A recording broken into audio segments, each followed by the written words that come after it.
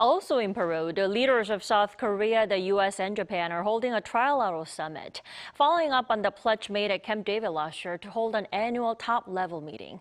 Our correspondent Oh Soo-young has more. President Yoon Suk Yeol will hold a trilateral summit with US President Joe Biden and Japanese Prime Minister Shigeru Ishiba on Friday on the sidelines of the APEC conference in Lima, Peru. Seoul's presidential office on Thursday confirmed the highly anticipated meeting has been arranged, as the three sides look to reaffirm their agreements made at Camp David last year to deter North Korea's nuclear and missile threat and to jointly handle security and economic challenges in the region. The leaders will meet amid concerns that the incoming Trump administration in the US may not maintain the trilateral partnership, and as tensions rise over North Korea's deployment of troops to aid Russia's war against Ukraine. What is deeply concerning about North Korea-Russia cooperation is that it could spiral into a worse, unforeseen scenario.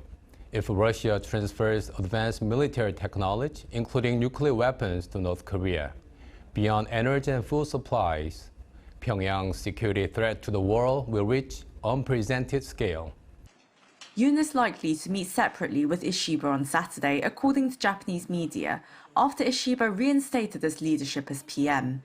The two leaders are expected to build on their brief talks last month in Southeast Asia on preserving their trilateral cooperation with Washington and enhancing bilateral ties ahead of the 60th anniversary of normalizing diplomatic relations next year. Seoul is also trying to coordinate a bilateral summit with Chinese President Xi Jinping during Yoon's 8-day trip to Latin America. Yoon and Xi have only met briefly during the G20 summit in 2022 and at APEC last year at San Francisco. Their first sit-down meeting would signal a major step towards improving bilateral ties, which have been frayed in recent years amid the US and China's rivalry in the region. Observers suggest that as Pyongyang increases its military ties with Moscow and appears to act independently of Beijing's influence, it's in South Korea and China's interest to cooperate. Early in the Yoon administration, there was a strong focus on the U.S. and Japan creating a distance with China. However, China's recent mention of visa exemptions could be a signal of its willingness to improve ties and resolve certain issues. In my view, trilateral cooperation between South Korea, the U.S. and Japan is crucial. Managing relations with China and Russia, particularly with North Korea's complexities, is also necessary. Although South Korea and the geopolitical security environment are different, Seoul should benchmark countries that are skilled at balanced diplomacy, such as UAE.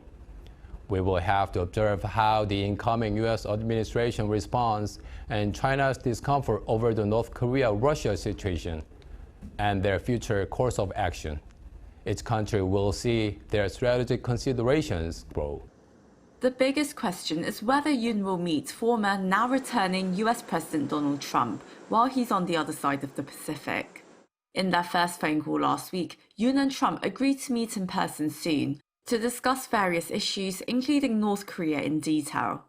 A Yoon official says the two sides have been communicating closely, but the incoming administration is currently focusing on domestic matters.